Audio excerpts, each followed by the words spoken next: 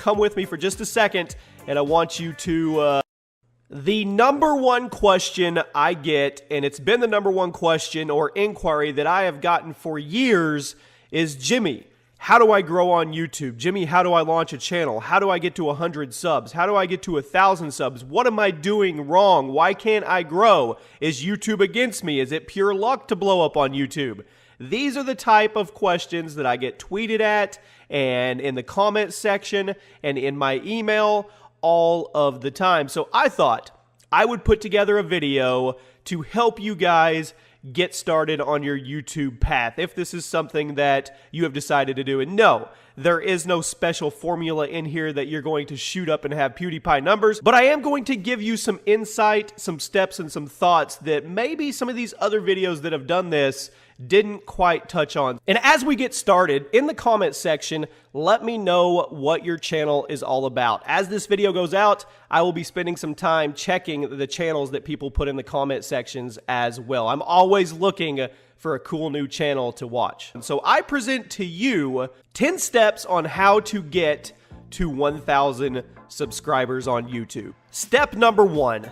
Upload consistently. And you're probably saying, come on, Jimmy, we've all heard this one. This isn't anything special. No, it's not, but it is a foundation of how you can grow a channel. If you look at the successful channels out there, most of them rely on consistent uploads, whether that be daily uploads, 2 daily uploads. I see some bigger channels that do 5 daily uploads or even bi-daily uploads. So they upload every other day. But whatever they do, their schedule is consistent. I have seen so many channels die over the years. I'm going to take a week off. I'm not feeling it. I'm going to take a month off. I'll come back and I'll hit it super hard when I'm ready. And the second they do that, their channel suffers. There used to be a time on YouTube where you could upload 1 to 2 videos a week if you were a big channel and you could sustain, but it's not that way anymore. There may be a very, very special small group that can do it, but for the most part, it's consistency and repetition because people want to see what they want to see. And if they don't see what they want to see from you,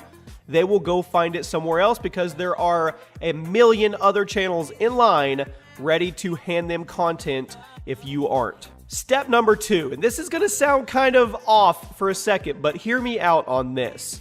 Trending topics and clickbait. Now, what do I mean by that? Now, if you want to do your channel and you are a fan of growing roses in a garden, then by all means, go grow roses in a garden. But that doesn't seem to be a very popular topic right now on YouTube. So what do I mean by trending and clickbait? You need to focus on trending topics and clickbait. Now, hold on, Jimmy. What do you mean clickbait? How dare you tell people that the way to grow their channel is clickbait? Let's get in reality, people, okay? I want you to come with me for just a second, and I want you to look.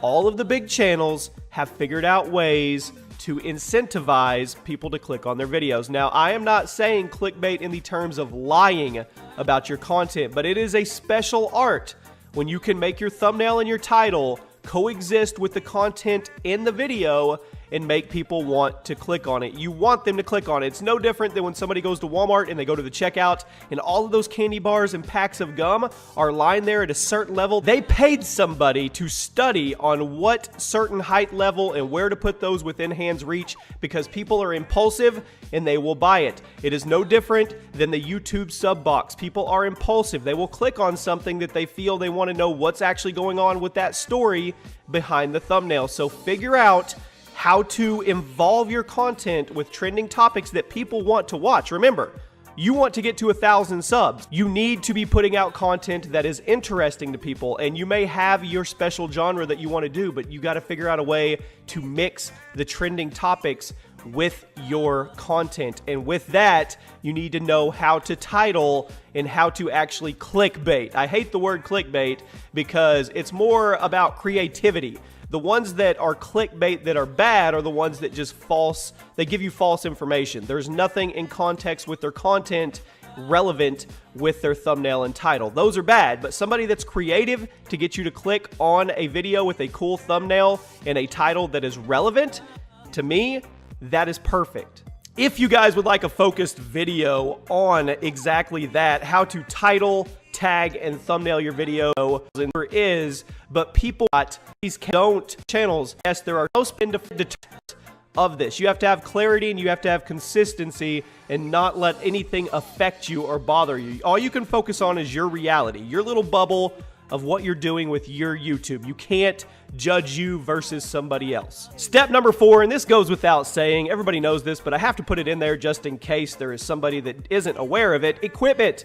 You have to have decent quality for your videos. We are past the stage of 480p, people, and I know most everybody knows that, but I still go on YouTube, I still browse, and I still see people uploading content like that. And it's, you can get decent quality even with a cell phone camera now. So equipment, and I understand equipment is expensive, so do it in baby steps with what you need, but get the base equipment, research, and once again, I could do another video and help you guys out with that if you wanted to as well.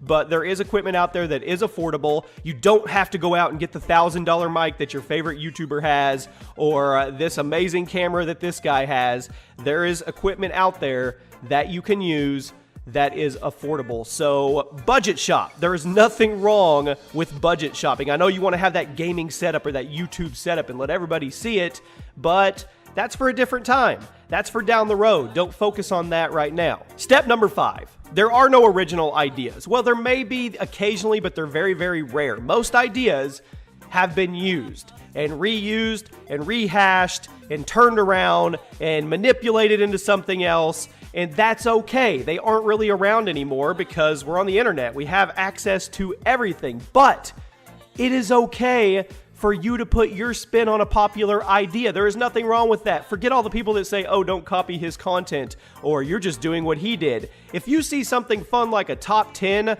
or a series or a vlogging channel, or hell, the trend right now is mailing yourself in a box. If you want to give it a try in your own spin, go for it. Don't listen to people. You can do what you want. Just put your spin on it. A perfect example is my top 10 series. I in no way created top 10s at all.